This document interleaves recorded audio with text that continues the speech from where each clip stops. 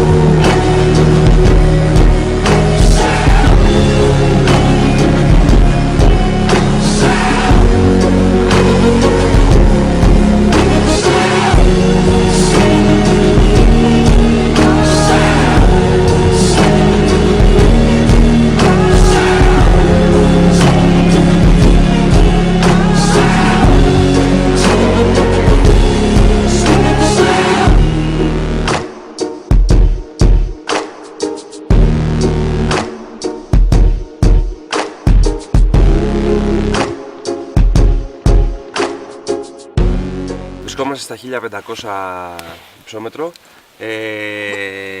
Εδώ πέρα είναι πρωί, είναι 10 η ώρα το πρωί και είναι ετοιμασμένος ο μάγειρας μας να μας φτιάξει πίτα στη φωτιά, στα κάρβουνα. Μαζί μας είναι ο Μάρβελ. Καλημέρα.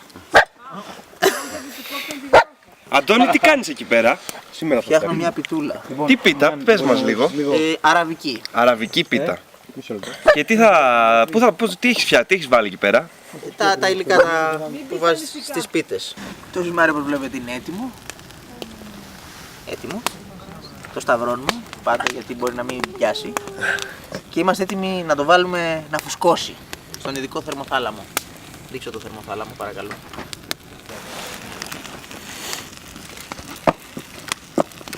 Δεν έχει τέτοιο όμως. Ομοιόμορφη θερμότητα. Θα το γυρίζει κάποιος. Για πες μας, γιατί έφερες την ηλεκτρική σου οδοντόβουρτσα? Γιατί αυτή έχω. Και με βολεύει.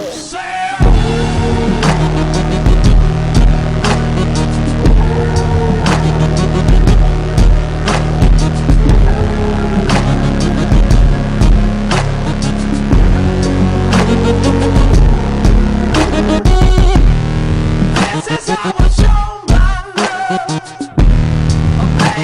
love.